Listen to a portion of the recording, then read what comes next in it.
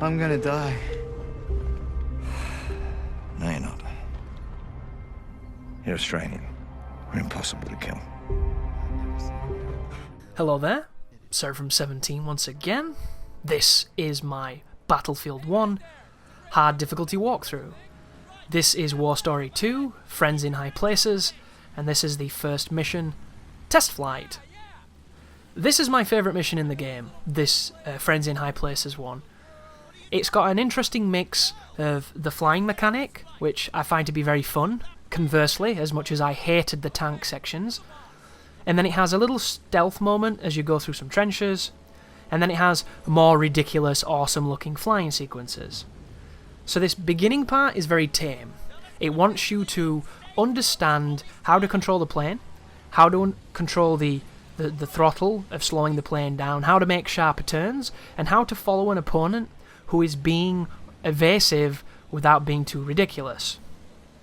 And all you need to do here is keep a decent distance to this plane so that the ring around your aiming reticle fills up to max and then your objective's complete. Once you do this, you'll have to do it once again, and then it's going to give us a tutorial on how to shoot. And the thing with the plane that I don't really understand is there's an option in the menu called Invert Controls, which is for people whose brains don't work properly, like mine, or people who played games from a very early age on the older systems where inverted was this thing that they put in mandatory. You couldn't turn it off. So you got programmed to playing games like that. And when you invert the controls of the plane, it doesn't work. It's like the plane is inverted by normal. So it's weird. And I don't really get it, because I've edited it out of the video, but you're going to see me swap between inverted and non-inverted twice in this run, because I'm just kind of like, this doesn't feel like it's properly inverted to me. And here's a little explanation for how my brain works, because it doesn't make a lot of sense, the inverted thing. Although you can explain it with how you use a gear stick in a helicopter and things. I've heard many explanations. On my right side of my brain or body, on anything that governs aiming, I need inverted. On my left-hand side, it doesn't help me, and it's almost jarring. But it only seems to be in relation to aiming on the left-hand side. If it's movement-based, I'm okay. But there's this weird divide, for me personally. I don't know if you've got something similar. So I'll come across games where they'll make you aim with the left stick, and because the left stick to me should be as is, non-inverted, in my mind, in my mind palace, when I have it inverted, it feels weird. And it's this kind of weird thing of, there's only certain things that I have to invert and there's only certain things that I can't not. Like, for instance, camera work. I cannot have normal camera. Normal camera kills me. I can't play. It sounds really silly, doesn't it? And slight and you don't know you're born kind of gripe, but it's true.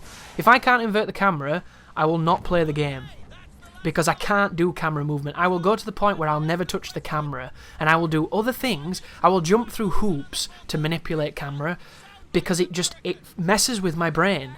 My brain doesn't understand it. But then there are other moments where I have to have certain things regular that might not necessarily be regular, that you would think I would invert, but I don't. And the plane was a sequence that I had this on. For whatever reason, the right analog, whatever the right analog does, I didn't need it to be inverted, and it was. Oh, I'm shooting my buddy here as well. Watch how much damage this guy takes. See that? Not even smoking. You don't get hit markers for hitting him either, which is weird. But here is your practice run against some Jerrys, against some of the good old bad guys. My advice is when you're doing tight turns to catch up with people, shoot from the hip, because then you can lead your shot better. But whenever you have them in range and they're not doing any crazy turns, scope in, lead your shots, and look for the hit markers. As soon as you see the hit markers, it means you're on the right track. Just keep shooting at that point, and if they go red, it's a kill. At this moment, the game doesn't introduce us to repairing, but you're going to need to repair on hard. There's one part where I get really lucky, because I get so close to being killed. But the repair is very powerful, and you can just hold it, and you can keep on veering upwards and downwards and being immobile and not getting hit. That is a pre-programmed piece of damage to introduce repairing, and then it's going to be I think it pushes us to another fight, because there's about 2 minutes left of the video, and we don't do the big battle just yet. That's the next mission. So there's the repairs done.